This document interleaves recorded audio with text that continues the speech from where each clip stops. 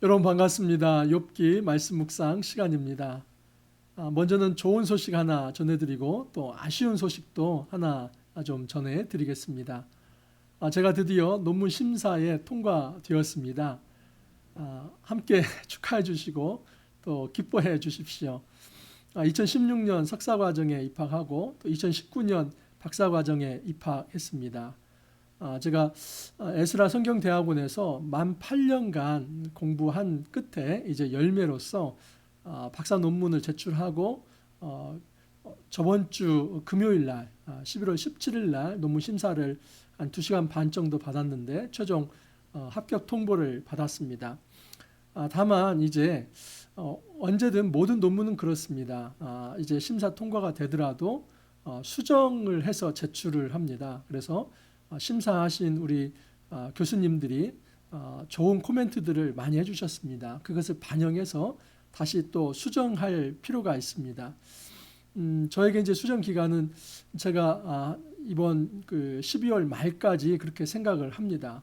그래서 최선을 다해서 집중해서 좀 논문을 수정하려고 합니다. 그래서 아쉬운 소식 하나는 어쩔 수 없이 제가 이 논문 수정 작업 또 마지막 제본해서 제출해야 하는 이 작업 때문에 오늘 욥기 말씀을 좀 정리하려고 합니다. 급 정리하게 된 것에 대해서 너무 죄송하고 또 저도 좀 아쉽게 생각합니다. 하지만 좀 더 이제 하나의 어떤 단계를 좀 잘 밟고 그것을 좀 정리하고 내년 1월부터 또 새로운 모습으로 여러분 잘 좀 충전해서 또 무장해서 말씀으로 무장해서 찾아뵙도록 하겠습니다. 여러분 다시 한번 죄송한 말씀 드리고 그리고 다시 찾아뵙겠다는 또 약속도 드립니다. 오늘 저는 욥기 말씀을 전체 한번 요약 정리하겠습니다. 여러분 욥기는 1장에서 42장까지 이어진 아주 긴 운문체의 하나의 지혜서입니다. 1장, 2장에서 욥이 받은 이 고난의 원인이 드러나 있죠. 여러분 사단이 하나님께 욥을 고발했습니다. 하나님께서는 아니다. 욥은 내가 사랑하는 자이고 그는 의롭다라고 하나님께서 또 반론을 펴십니다. 사단은 계속해서 이런 고발을 하죠. 만약 하나님께서 욥에게 잘 대우하지 않았다면 욥이 그렇게 하나님을 잘 섬기겠습니까? 그러면서 만약 욥의 소유를 한번 뺏어 보십시오. 그러면 욥은 금방 하나님을 떠날 것입니다. 그래서 하나님께서 어떻게 합니까? 그래, 그러면 욥의 생명만을 좀 놔두고 네가 한번 네 마음대로 해봐라. 그 결과 사단은 이제 하늘에서 불이 내리게 하고 바람이 불게 하고 또 대적의 침입을 있게 해서 욥의 모든 소유를 약탈당하게 하고 또 집이 무너져서 이제 망하게 하고 그리고 그의 자녀들도 죽게 만들었습니다. 그래서 이제 다시 하나님 앞에 섰죠. 네가 욥을 주위에서 봤냐? 그러니까 이 사단이 또 한 번 이런 얘기를 하죠. 가죽으로 바꾸는 거 아닙니까? 다시 말해서 아직 욥의 생명은 살아있고 그는 건강합니다. 아마 그래서 그 건강 때문에 아직은 하나님을 섬긴다고 말할 것입니다. 원망하지 않을 것입니다. 그래서 하나님께서는 그래? 그러면 그의 생명만은 놔두고 이제 욥의 건강도 한번 네가 건드려 봐라. 그래서 사단이 이제 욥을 건강을 치죠. 그래서 정수리부터 발끝까지 욥은 심각한 고난을 받게 됩니다. 그의 아내도 이 욥을 향해서 내가 하나님을 저주하고 이제 그만 너도 이 세상을 떠나라 이런 얘기를 할 정도입니다. 욥에게 남아있는 사람은 아무도 없고 욥은 자기 몸마저도 이제 망가져서 더 이상 어떻게 기댈 수 없는 심각한 이제 영적인 육적인 고독하고 또 우울한 상태로 접어들었습니다. 그때 친구들이 욥을 찾아오죠. 한 7일 정도는 침묵하면서 욥의 이 고난과 함께 동참합니다. 그런데 이 엘리바스부터 이제 입을 열기 시작합니다. 엘리바스 또 빌닷, 소발 이 세 친구가 3장부터 31장까지는 1라운드, 2라운드, 3라운드 욥을 고발합니다. 고발의 핵심은 무엇이냐면 인과응보의 신학을 가지고 욥을 정죄하는 것입니다. 여러분 인과응보라고 하는 것은 뭔가 원인이 있기 때문에 결과가 있다는 겁니다. 자, 욥의 결과는 무엇이냐면 현재 고난을 받고 있는 겁니다. 근데 이 욥이 받는 고난은 그냥 고난이 아니라 신명기 말씀을 좀 놓고 본다면 분명히 하늘로부터 온 고난입니다. 왜냐하면 자녀 잃었죠. 모든 그의 어떤 재산을 잃게 되었죠. 또 하늘에서 불이 일어나고 바람이 일고 심지어 자기의 어떤 건강까지도 다 잃게 되었습니다. 이것은 어떤 자연재해에 의해서 어쩌다 발생되는 그런 어떤 재앙이 아니라 분명히 하늘로부터 온 재앙이라고 하는 것을 누구나 알 수 있는 것입니다.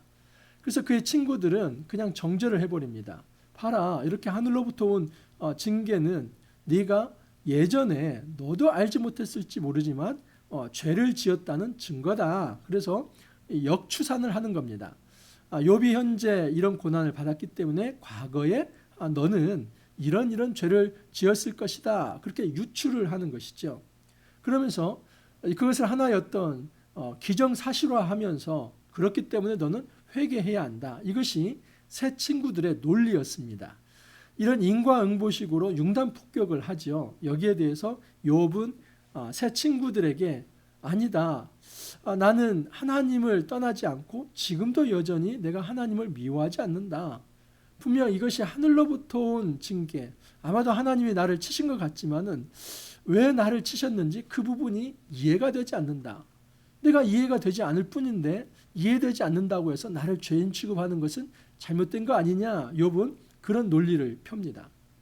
친구들에는 그래서 내가 결백하다, 내가 하나님을 떠나지 않았다, 그런 차원에서 내가 의롭다 하는 것을 욥이 얘기를 합니다.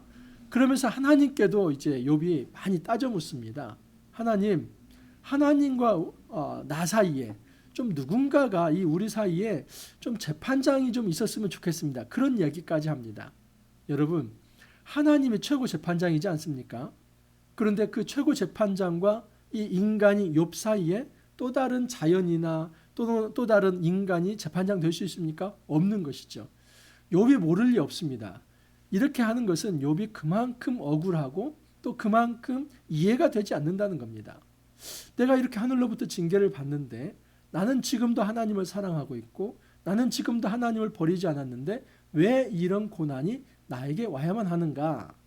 욥은 욥기 1, 2장의 천상회의 장면을 전혀 알지 못하기 때문에 하나님께 대항해서 하나님, 정말 하나님 왜 이러십니까? 내가 태어나지 않았으면 좋았겠습니다 하면서 자기의 태어난 날까지도 저주하면서 그렇게 항변했습니다.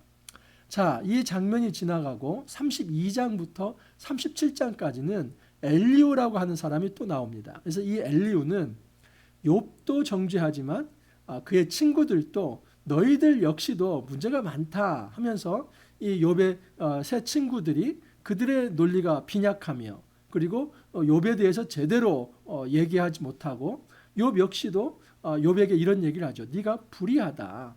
네가 의롭다고 잘난 체하는 것은 그것 자체가 불의한 것이다 하면서 이 엘리후가 32장에서 37장까지 그렇게 이제 욥을 정죄합니다. 자, 이렇게 해서 이제 모든 인간과의 논쟁이 끝납니다. 자, 38장에서 42장까지는 무슨 얘기냐면 38장, 39장은 그 유명한 폭풍 언설입니다. 이 폭풍 언설은 하나님이 폭풍 가운데 나타나서 폭풍처럼 이 말씀을 쏟아냈다 해서 폭풍 언설입니다. 자, 38장을 보시면 그때 여호와께서 폭풍우 가운데 욥에게 말씀하여 이르시되 무지한 말로 생각을 어둡게 하는 자가 누구냐?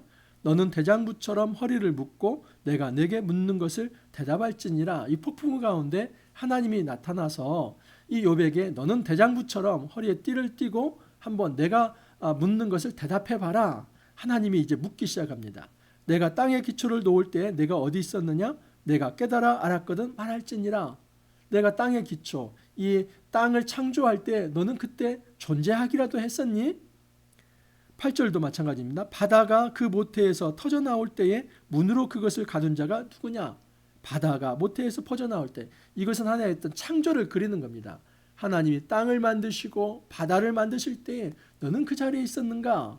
없었다는 것이죠. 또한 12절도 내가 너의 날에 아침에게 명령하였느냐? 새벽에게 그 자리를 일러주었느냐? 그래서 이 아침에 이 새벽에 빛이 나오는 거 그것이 너의 명령으로 이루어진 것이냐? 아니면 하나님의 명령에 의해서 이루어진 것이냐? 계속 묻는 겁니다. 내가 바다의 샘에 들어갔었느냐? 깊은 물 밑으로 걸어 다녀 보았느냐? 그 바다 밑에 그 쉬면을 네가 가본 적이 있느냐라고 얘기를 합니다. 또한 이 광명이 어디로 와서 어디로 흘러가는 것을 아느냐 이렇게 물어봅니다. 19절을 보면 어느 것이 광명이 있는 곳으로 가는 길이냐 어느 것이 흑암이 있는 곳으로 가는 것이냐. 여러분 이 자연의 우주 만물의 모든 질서를 욥이 알 턱이 있습니까? 모르는 거죠. 하나님께서 왜 이렇게 질문하시는 겁니까? 지금 이 욥이 너가 모르는 것이 많다는 것을 하나님께서 말씀하시는 겁니다. 네가 비록 이해가 되지 않고 억울한 모습 마음이 있을지는 모르지만 그렇다 할지라도 한 가지 짚고 넘어갈 것이 있다. 이 하나님의 무한한 지혜, 이 무한한 지혜는 어디로부터 시작되냐면 창조로부터 시작됩니다. 여러분 이 창조, 만물과 모든 생명에 대한 창조는 신비입니다. 어느 누구도 그 기원을 다 알 수가 없습니다. 오늘날의 어떤 물리학자도 천문학자도 또 지질학자도 여러분 유추할 뿐이지 이 우주의 기원을 유추할 뿐이지 그 우주의 기원과 생물의 기원을 다 알 수가 없습니다. 하나의 가설들입니다. 여러분 이처럼 우리가 가지고 있는 인간의 지혜라고 하는 것은 하나님의 그 창조의 무한한 지혜에 비하면 아무것도 아니라는 것이지요. 이 온 우주에 해당되는 지혜가 하나님의 지혜라고 한다면 우리는 바닷가에 작은 모래 하나일 만한 그런 얄팍한 지식을 가지고 있는 겁니다. 하나님이 이 욥에게 네가 그렇게 원망하며 심지어 나와 너 사이에 무슨 재판장을 좀 들여서 누가 옳은지 한번 판단 좀 받아봤으면 좋겠다. 그런 말을 지금 네가 했지. 물론 네가 당하는 고난이 정말 심하고 그리고 그 고난이 어디로부터 왔는지를 네가 알지 못하기 때문에 그런 말을 할 수 있는 것 그건 이해하는 것이지만 한 가지 짚고 넘어갈 것은 너는 내가 가지고 있는 이 지혜에 비하면 너무나 이 한계가 많은 존재다. 그것을 먼저 하나님이 말씀하십니다. 네가 눈 곳간에 들어갔었느냐 우박 창고를 보았느냐. 여러분 눈이 내리고 우박이 내리는 거 이 모든 자연 질서 그가 어떤가 하나라도 욥이 관여할 수 있습니까? 없다는 것이죠. 네가 묘성을 메어 묶을 수 있으며 삼성의 띠를 풀 수 있겠느냐? 너는 별자리들을 각각 제때에 이끌어낼 수 있으며 북두성을 다른 별들에게로 이끌어갈 수 있겠느냐? 창조뿐만 아니라 우주 만물의 모든 섭리와 질서를 주관하는 것이 하나님께 있지 너는 그 어떤 것도 네가 거기에 관여할 수 있는 게 없다는 겁니다. 또한 생물도 마찬가지입니다. 내가 사자를 위하여 먹이를 사냥하겠느냐? 까마귀 새끼가 하나님을 향하여 부르짖으면 먹을 것이 없어서 허우적거릴 때에 그것을 위하여 먹이를 마련하는 이가 누구냐? 자, 이제 창조에서 우주 만물에서 그 다음에 생물로 들어옵니다. 사자, 까마귀, 산염소, 들나귀 그 모든 것들을 내가 키우고 입히고 그것들을 살아갈 수 있도록 환경을 조성하는데 그것에 있어서 네가 관여한 것이 있었더냐? 없었다는 것이죠. 여러분 이제는 하나님께서 이 지상에서 아주 놀라운 그냥 아주 그 괴물과 같은 이 인간이 감히 이제 대적할 수도 없고 손댈 수도 없는 이 두 개의 짐승을 이 하나님께서는 주관하시지만 욥은 그것을 관할할 수 있는 능력이 없다는 것을 얘기합니다. 40장 15절을 보면 이제 소같이 풀을 먹는 베헤못을 볼지어다 내가 너를 지은 것 같이 그것도 지었느니라. 그것의 힘은 허리에 있고 그 뚝심은 배의 힘줄에 있고 그것이 꼬리치는 것은 백향목이 흔들리는 것 같고 그 넓적다리 힘줄은 서로 얽혀 있으며 그 뼈는 녹관 같고 그 뼈대는 쇠막대기 같으니. 여러분 이 베헤못이라고 하는 이 육상의 동물인데 이 전설적인 육상의 동물 이것은 그 어떤 것도 이제 그 대항에서 이겨낼 수 없을 만큼 강력한 존재다 하는 것입니다. 근데 그 베헤못도 하나님이 창조하셨다는 겁니다. 자, 또 하나 바다의 짐승입니다. 이제 땅에서 제일 놀라운 것이 베헤못이었고 바다에서 제일 놀라운 괴물 같은 이 어떤 그 바다의 최고의 동물을 리워야단입니다. 이 리워야단은 어둠의 세력을 또 가리키기도 합니다. 내가 낚시로 리워야단을 끌어낼 수 있겠느냐? 노끈으로 그 혀를 맬 수 있겠느냐? 여러분 어떻게 이 그 이 바다에서 가장 용맹스럽고 그리고 모든 이 죽음의 세력을 통과할 수 있는 그런 바다의 최고의 세력과 같은 리오야단을 네가 낚시로 끌어낼 수 있겠느냐? 없다는 거죠. 내가 그것의 지체와 그것의 큰 용맹과 늠름한 체구에 대하여 잠잠하지 아니하리라. 누가 그것의 겉가죽을 벗기겠으며 그것에게 겹재가를 물릴 수 있겠느냐. 이것이 41장까지 쭉 이어지는 겁니다. 그러면 그 리오야단을 낚시질을 할 수 있고 그 가죽을 벗길 수 있는 분은 누구라는 겁니까? 하나님이라는 것이죠. 하나님께서 이처럼 창조에 대해서 그리고 모든 우주 만물에 대해서 그리고 생물에 대해서 생물 중에서도 가장 이제 강렬하다고 또 용맹스럽다고 하는 인간이 절대 그것을 이제 포획할 수 없다고 생각하는 베헤못과 리오야단까지 하나님께서 만드신 것이고 하나님의 통제 아래 있으며 하나님의 주권 아래 있다 하는 것을 분명히 얘기합니다. 하나님 왜 이렇게 얘기하십니까? 내가 지혜롭고 내가 모든 만물을 주관하는 존재인데 너와 비교해서 감히 네가 가지고 있는 적은 지혜를 가지고 나를 네가 정할 수 있는 그런 존재가 아니다. 하나님이 자기의 존재를 드러내신 겁니다. 그러면서 이렇게 이야기합니다. 내가 내 공의를 부인하려느냐? 내 의를 세우려고 나를 악하다 하겠느냐? 여러분 욥이 선 넘는 얘기를 했다고 말씀드렸죠. 욥이 자기의 불의하지 않음, 자기의 의로움을 드러내다가 무엇까지 선을 넘냐면 그러면 이 하늘로부터 온 징계인데 나는 불의하지 않으면 논리적으로는 누가 불의한 겁니까? 하나님이 불의하다는 것으로 나아갈 수밖에 없죠. 이 욥이 이런 어떤 논리적 특성을 가지고 자기가 자기의 어떤 불의하지 않다는 것을 주장하면서 그냥 하나님이 그러면 잘못된 거 아닙니까? 이런 뉘앙스를 가지고 얘기를 하는데 거기에 대해서 하나님께서 야 내가 내 공의를 부인하려느냐? 내 의를 세우려고 나를 악하다 하겠느냐? 너는 너의 그 연약함과 한계 많은 지혜를 가지고 무한한 창조주인 나를 네가 재판할 수 있고 재단할 수 있겠느냐? 그럴 수 없다는 거죠. 내가 하나님처럼 능력이 있느냐? 하나님처럼 천종소리를 내겠느냐? 너는 위엄과 존귀로 단장하여 영광과 영화를 입을지니라 하면서 우리 하나님께서 네가 아무리 그렇게 한다고 해도 너가 너의 좁은 지식으로 나를 다 통달할 수도 없고 이해할 수도 없고 또 재단할 수도 없다라고 얘기를 합니다. 자, 이 얘기를 다 듣자 욥이 이제 내가 침묵하겠습니다 이런 얘기를 합니다.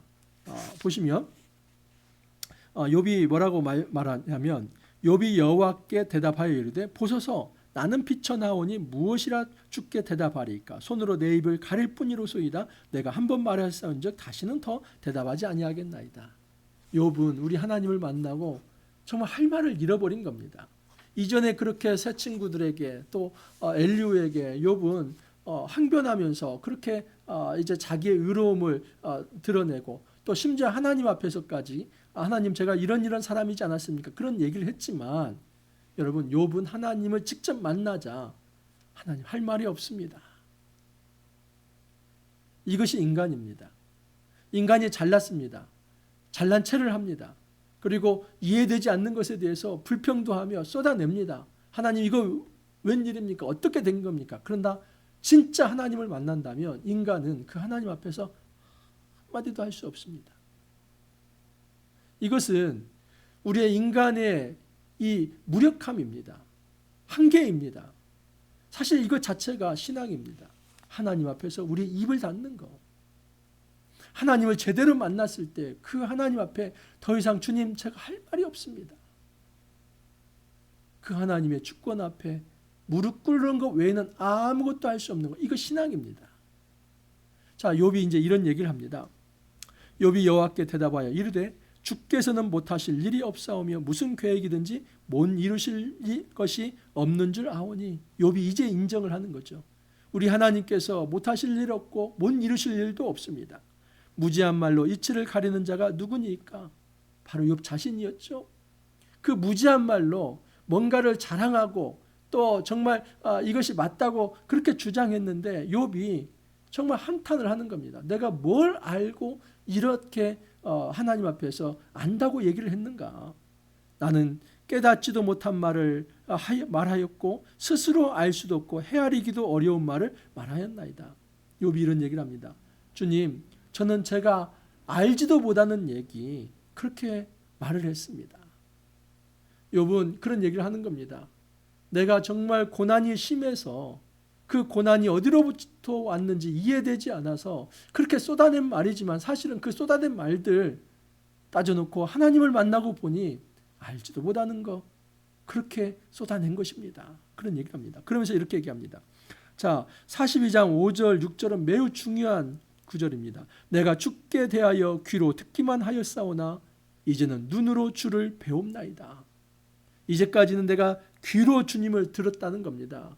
이해하려고 했고 정말 이제 뭔가를 찾아서 분석하려고 했고 이성적으로 납득이 되려고 했지만 중요한 것은 내가 이제 눈으로 주님을 경험합니다. 여러분, 우리 신앙이라고 하는 것은 단지 이성적으로 이해만 되는 것이 신앙이 아닙니다. 이성적으로 이해됐지만 그 사람이 마음으로 또는 온 인격으로 하나님을 경험하지 않는다면 그것은 제대로 된 신앙이 아닙니다. 욥은 이제 제대로 된 이 신앙인으로 서게 됩니다. 이전까지는 자기의 어떤 의로움을 드러내면서 내가 불의하지 않았습니다. 그렇게 따져 묻는 입장이었다면 하나님을 만난 이후로는 제가 이제까지 귀로만 듣다가 직접 하나님을 경험하오니 하나님, 제가 잘못되었다는 것을 알게 되었습니다. 그러므로 내가 스스로 거두어 드리고 티끌과 재 가운데서 회개하나이다. 욥은 회개합니다. 자, 그런데 오해하지 말 것은 여기에 회개는 욥이 지난날에 도덕적 윤리적 죄를 지었고 그 욥이 징벌받을 만한 그 죄, 그것에 대해서 회개한다 그 말이 아닙니다. 그것이 아니라 처음 시작부터 욥은 그의 어떤 죄 때문에 이 징벌과 죄 때문에 고난이 시작된 것이 아니지 않습니까? 그렇기 때문에 욥은 없지도 않은 죄를 막 지금 이제 생각해내서 짜내서 회개한다 이게 아니라 주님, 제가 저의 고난에 대해서 알지 못했습니다. 이해되지 않았습니다. 그런데 이해되지 않는다고 해서 이 쏟아낸 말들 알지도 못하면서 하나님을 향해서 그렇게 폭포수같이 하나님 앞에서 불평과 원망하는 말들, 나의 의로움을 자랑하기 위해서 그렇게 이제 드러냈던 모든 말들 그 자체에 대해서 회개합니다 하는 것입니다. 여러분, 이것이 신앙입니다.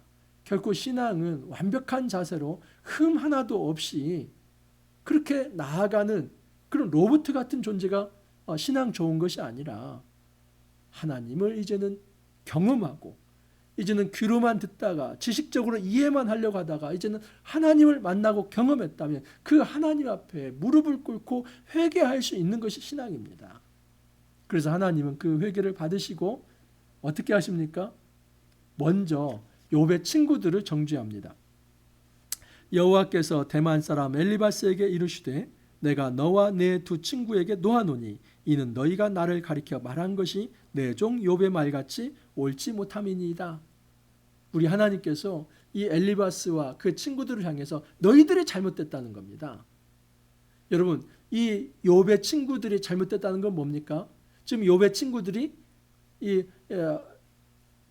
인과응보의 신학을 가지고 욥을 정죄하려고 했던 거, 이거 잘못됐다는 겁니다. 그러므로 욥은 어떤 죄로 인해서 고난을 받은 것이 아니라 그 다른 변수, 이 사단의 고발과 하나님의 잠시 용인하심, 그 용인하심은 욥을 괴롭히는 것이 아니라 욥을 철저히 믿었기 때문에 하나님께서 용인하신 겁니다.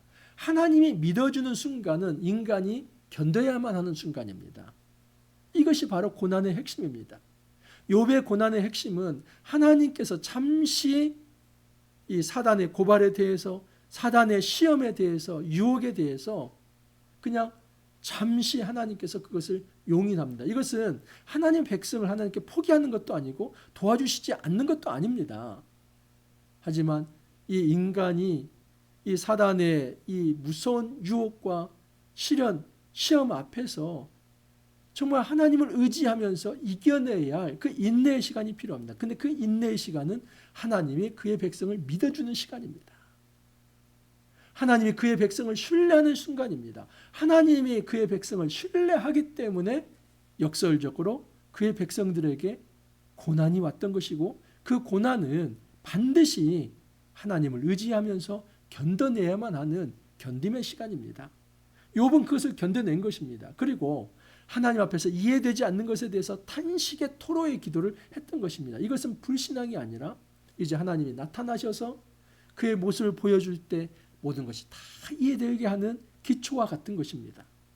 자, 그래서 이제 욥에게 이런 얘기를 합니다. 하나님께서 이제 갚아 주시는 것입니다. 욥이 그의 친구들을 위하여 기도합니다. 왜냐하면 욥이 친구들을 위해서 기도하면 하나님 돌이켜 주시겠다고 했기 때문이죠. 여호와께서 욥의 공경을 돌이키시고 여호와께서 욥에게 이전 모든 소유보다 갑절을 주십니다. 하나님이 다시 회복시켜 주시는 것이죠. 그의 모든 형제와 자매와 이전에 알던 이들이 다 와서 욥을 떠났던 이들이 다시 돌아오게 됩니다. 여호와께서 욥의 말년에 욥에게 처음보다 더 복을 주시니 그가 양 14,000과 낙타 6,000과 소 1,000결이와 암나귀 1,000을 두었고, 이처럼 이제 이 욥이 그의 자녀들까지도 다시 재생산을 하게 된다 하는 것은 무엇이냐면 회복입니다. 여러분, 회복이라고 하는 것은 하나님이 욥의 의로움을 인정하고 그를 위로했다 하는 사실입니다.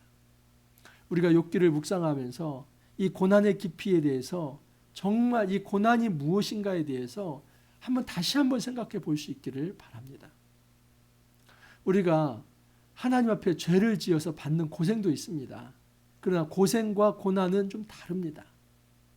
고난이라고 하는 것은 때로는 하나님께서 우리의 신앙을 더 성숙시키기 위해 주는 시련도 있습니다. 때로는 사단이 우리를 넘어뜨리기 위해서 유혹하는 과정에서 견뎌야만 할 때, 그 사단의 유혹을 넘어가지 않을 때, 정말 우리가 견뎌야만 할 때 우리가 치러야만 하는, 내 소유가 뺏기고 또 내가 정말 하나님 앞에서 연약해지고 그것도 다 견뎌야만 하는, 이것이 고난으로 작용될 수 있습니다. 근데 그 고난을 우리가 어떻게 견디고 이겨낼 수 있습니까? 우리 힘으로는 안 되는 것이죠. 하나님 앞에 엎드리지 않는다면, 주님 앞에 정말 무릎 꿇지 않는다면 그 고난을 이겨낼 수 없습니다. 저는 욥기를 묵상하면서 이제 구속사적으로 좀 적용을 해놓고 본다면, 여러분, 이 욥에 받는 이 고난을 인류 누가 이만큼의 고난을 받을 수 있을까? 저는 없다고 봅니다. 정말 이 욥의 고난은 그처럼 인간이 견디기에는 너무나 이 불가항력적인 큰 고난입니다. 그런데 여러분, 이 고난보다도 더 큰 고난을 받으신 이가 누구입니까? 예수님이죠. 예수님은 하나님의 아들이신데 이 땅에 내려오셨습니다. 그것 자체가 고난입니다. 인간이 된 것 자체가 고난입니다. 하늘의 영광의 자리에서 인간의 모습으로 오신 것, 이것 자체가 고난인데, 인간으로 오셨는데 모욕을 당하시고 십자가를 지시고 그리고 죽음을 경험하시는 겁니다. 생명의 주가 죽음을 경험합니다. 욥은 그의 생명만큼은 하나님 건들지 말라고 하지 않았습니까? 그런데 예수님 같은 경우는 이 사탄이 그의 생명, 예수 그리스도의 생명까지도 치는 거 아닙니까? 죽음을 경험하신 겁니다. 이 욥의 고난의 진정한 이 실체는 예수 그리스도의 고난이죠. 예수님께서 그 고난을 받으셨는데 놀랍게도 하나님은 생명으로 회복시킵니다. 부활이죠. 그래서 이 십자가와 부활은 복음의 본질입니다. 예수 그리스도의 고난을 우리가 깊게 묵상하지 않는다면 우리의 영광의 이 부활은 존재할 수 없습니다. 십자가를 묵상해야 우리가 부활의 영광을 기억할 수 있습니다. 예수님께서 고난받으시는 것은 자기의 죄 때문이 아니라 무고한 고난이었지요. 예수님께서 어떤 징벌로 받는 고난이 아니라 무고한 고난이셨죠. 마치 욥의 고난처럼. 그런데 더 하나, 이 예수님의 고난은 우리의 죄를 씻어주기 위한 희생 제물로서의 고난이고 죽음이었다는 사실. 주님은 그 예수님의 고난과 순종을 받으시고 우리에게 생명을 주시는 놀라운 그림을 보여주십니다. 그러므로 이 욥기의 이 고난은 단지 한 개인이 어떤 고난을 극복할까, 이것만이 아니라 예수 그리스도의 그 고난까지도 연상케 할 수 있는 매우 놀라운, 여러분, 이 고난 신학을 품고 있습니다. 결코 이 고난은 내 힘으로 이겨낼 수 있는 게 아닙니다. 성령께서 우리 안에 들어와 계시고 그리고 피할 길을 우리 예수 그리스도께서 우리에게 주시지 않는다면 이 광야길에 있는 이 고난은 결코 우리가 이겨낼 수 없습니다. 어리석은 사람은 고난이 임할 때에 자기 힘으로 극복해 보려고 합니다. 여러분, 어떤 차력쇼를 가진 그 어떤 힘을 가진 장사라 할지라도 인간에게 있는 이 고난을 이겨낼 수 없습니다. 건강 상하지요. 물질도 다 잃지요. 가족 떠나죠. 그거 어떻게 이겨낼 수 있습니까? 우리 인생에 있는 이 고난, 크고 작은 고난, 그 연속이지 않습니까? 놀라운 것은 주님은 하나님을 의지하고 하나님 앞에 제대로 무릎 꿇는 자에게 결국은 주님께서 회복을 약속하신다는 사실입니다. 우리가 성령 안에서 예수 그리스도를 제대로 믿고 살아갈 때에 겪어야만 하는 이 고난이 있습니다. 복음에 합당한 삶을 살아간다는 것은 이 고난이 전제되는 것입니다. 그러나 주님은 반드시 약속합니다. 내가 너희를 떠나지 아니하고 너희와 함께 할 것이다. 그리스도의 증인으로 살아갈 때에 너희와 함께함으로써 너희의 고난이 헛되게 하지 않을 것이다. 내가 이 고난을 가지고 흔적을 가지고 있는데 이 고난의 흔적이 너희에게도 있기를 바란다. 우리가 예수 그리스도의 그 십자가의 흔적을 가지고 살아가는 것, 이것이 신앙생활이며 우리가 받는 고난입니다. 여러분, 우리가 예수를 잘 믿으려고 할수록 고난은 발생될 수 있습니다. 그때마다 이제는 우리가 주눅들지 않고 넘어지지 않기를 바랍니다. 욥의 고난, 예수 그리스도의 고난을 깊이 묵상하면서 그럴 때일수록 아프면 아픈 대로, 힘들면 힘들 대로 우리가 정직하게 하나님 앞에 토로하면서, 그러면서도 하나님께 물으면서, 그리고 하나님의 말씀 앞에 무릎 꿇고 주님을 직접 보고 경험하면서 하나님 주시는 그 말씀으로 힘을 얻으며 다시 일어설 수 있기를 간절히 소망합니다. 이제 2023년 저물어 갑니다. 우리 이제 한 해를 정리하고 또 새해를 계획할 때인데 정말 믿음으로 잘 계획하면서 주님이 주시는 놀라운 복을 체험할 수 있기를 간절히 소망합니다. 이렇게 기도합니다. 주님 감사합니다. 욥기 말씀을 통해서 고난의 문제가 어떤 깊은 의미가 있는지 신학적으로 살펴보았습니다. 욥이 받는 고난은 단지 죄 때문에 받는 고난이 아니라 하나님과 사단과의 영적 전투에서 하나님께서 이제 욥을 믿어줌으로 인해서 발생되는 마땅히 욥이 견뎌내야만 하는 고난이었다는 것을 알게 되었습니다. 주님, 예수 그리스도가 이 사단과의 영적 전투에서 하나님께 순종하기 위해 자신이 죽기까지 이제 십자가에 내려가신과 그 죽음에 이르기까지 순종하셨습니다.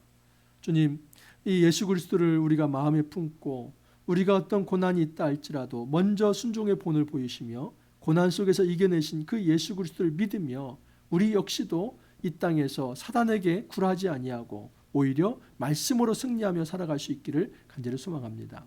이제 2023년 한 해가 저물어 갑니다. 주님, 우리 안에 어떤 소소한 고난이 있다 할지라도 정말 말씀으로 이겨낼 수 있게 해주시고 성령을 저희들에게 보내주셔서 모든 고난을 넉넉하게 승리하며 이겨내면서 한층 더 성숙한 신앙인으로 거듭날 수 있도록 은혜 더하여 주옵소서. 주님 감사하옵고 예수님 이름으로 기도하옵나이다. 아멘.